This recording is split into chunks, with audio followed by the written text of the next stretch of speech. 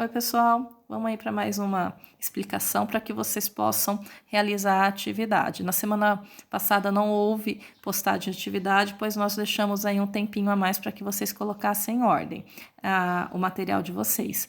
Eu estou usando o celular, então às vezes vai estar aparecendo o ícone aí, mas tranquilo, né? Como eu estava dizendo, a última atividade foi postada dia 31, que é sobre relevo.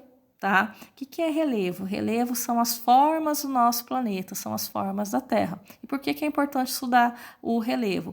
É onde nós vivemos, é onde nós construímos, é onde nós plantamos, é onde ocorre aí toda a vida terrestre, tá legal? Então, essa é a importância do relevo. Se você, por exemplo, só para você ter uma ideia, se você for trabalhar na área da agricultura, seja engenheiro agrônomo, ou seja agricultor, né? Você vai fazer um trabalho, você tem que conhecer o relevo, onde você vai plantar, o tipo de solo. Se você vai ser engenheiro civil ou um arquiteto ou uma arquiteta, também você tem que saber o tipo de solo que você vai construir, o tipo de relevo. Você não vai construir uma casa numa encosta, numa serra, onde pode ocorrer um deslizamento de terra, né? E levar abaixo todos os seus bens materiais e até a sua vida ou de seus familiares. Então, todos esses conhecimentos são muito importantes porque eles são aplicados aí no cotidiano do da nossa vida, mesmo que a gente não perceba, tá bom?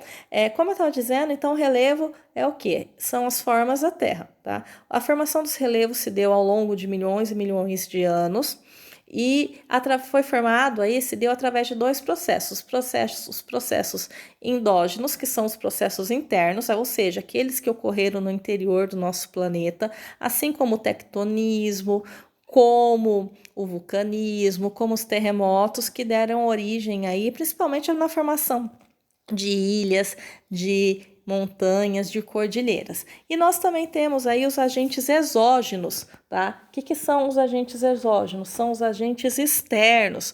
O vento, a chuva, as temperaturas, que também aí no processo de milhões de anos transformam, desgastam aí o relevo, tá legal? E vamos aí nos tipos de relevo. Tem aí um esqueminha. Coloquei esse esquema porque eu acho que é bem prático para vocês visualizarem e tá entendendo aí qual é o tipo de relevo. Aí estão os principais tipos de relevo, tá bom? Para vocês poderem estar entendendo aí e aprendendo aí um pouquinho mais sobre esse conteúdo. Vamos começar aí por planície, tá? O nome já fala planície, ou seja, é algo plano, tá? As planícies, né, são superfícies planas, rebaixadas, com altitudes de até 100 metros, ok? Então, o nome já fala, planície, ou seja, é algo plano, com baixa altitude. Aí, ó, ao lado, nós temos o planalto. O nome também já ajuda a designar aí, ó, planalto, algo plano, porém com certa altitude. Tá legal? Os planaltos ou platôs, como são chamados, né? São superfícies planas com elevadas altitudes, ok? Logo abaixo aí nós temos a depressão. A depressão são o quê? Áreas planas rebaixadas, tá? São consideradas as menores altitudes do nosso planeta. Então, aí, olha aí, a depressão é formada através do processo de erosão. O que é erosão? É o desgaste do solo, chuvas, enxurradas, né? Aí vão desgastando os ventos, vão transportando os sedimentos, né? Ou seja, as pequenas partículas aí do solo de um lado para o outro, provocando o quê? O processo de erosão.